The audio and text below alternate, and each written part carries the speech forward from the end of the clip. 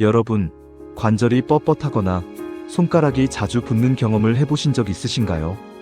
대수롭지 않게 넘길 수도 있지만 사실 이런 증상이 류마티스 관절염의 신호일 수 있습니다.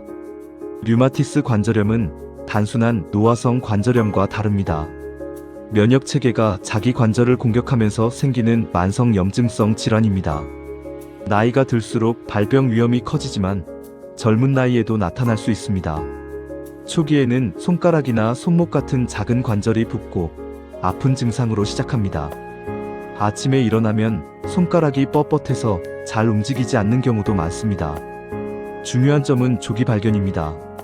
초기에 치료하면 관절 손상을 막고 정상 생활을 유지할 수 있지만 치료 시기를 놓치면 관절이 변형되고 심한 경우 장애로 이어질 수 있습니다. 류마티스 관절염은 전신질환이기도 합니다. 관절뿐 아니라 폐, 심장, 눈에도 영향을 줄 수 있습니다. 그래서 더욱 빠른 진단과 치료가 필요합니다. 진단을 위해서는 혈액 검사에서 류마티스 인자나 항CCP 항체를 확인하고 엑스레이나 초음파로 관절 상태를 확인합니다. 그러나 무엇보다 중요한 것은 초기 증상을 놓치지 않고 병원을 찾는 것입니다. 여러분은 혹시 손가락 관절이 30분 이상 뻣뻣하거나 붓고 열감이 느껴진 적이 있나요?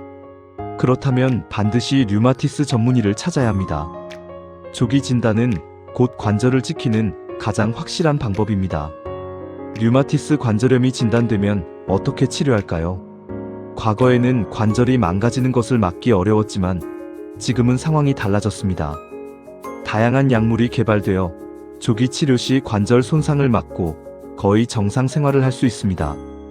치료의 핵심은 약물 치료입니다. 가장 많이 쓰이는 약이 DMARD라 불리는 항류마티스 약물입니다. 이 약은 염증을 가라앉히고 관절 손상을 늦춰줍니다. 최근에는 생물학적 제재라는 첨단약도 나와 더 효과적인 치료가 가능합니다. 하지만 중요한 것은 꾸준히 약을 복용하는 것입니다. 증상이 좋아졌다고 마음대로 중단하면 다시 악화될 수 있습니다. 또한 물리치료와 운동도 필요합니다. 무리하지 않는 범위에서 관절을 자주 움직여주고 근육을 강화하면 통증을 줄이고 기능을 유지할 수 있습니다. 예를 들어 작은 고무공을 손으로 쥐었다 폈다 하는 운동이나 미지근한 물에 손을 담그고 관절을 부드럽게 움직이는 것이 도움이 됩니다.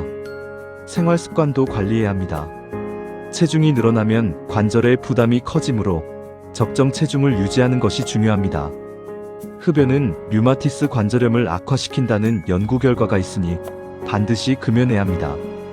식습관에서는 채소와 생선 같은 항염 효과가 있는 음식을 많이 섭취하고 지나친 고기나 가공식품은 줄이는 것이 좋습니다.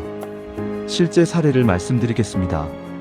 60대 여성 환자가 손가락 통증을 단순 관절염으로 생각하다가 몇 년간 방치했습니다. 결국 손가락 관절이 휘어져 집안일도 하기 어려워졌습니다. 반대로 같은 또래의 다른 여성은 초기부터 병원을 찾아 약물 치료를 꾸준히 받았습니다. 지금도 손을 자유롭게 쓰며 건강한 생활을 하고 있습니다. 이렇게 조기 진단과 치료 여부가 삶의 질을 크게 바꿉니다.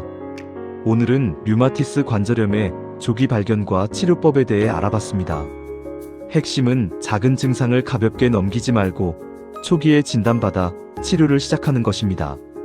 손가락이나 손목이 붓고 아침에 뻣뻣하다면 반드시 검사를 받아야 합니다. 조기 치료를 하면 관절 손상과 장애를 예방할 수 있습니다.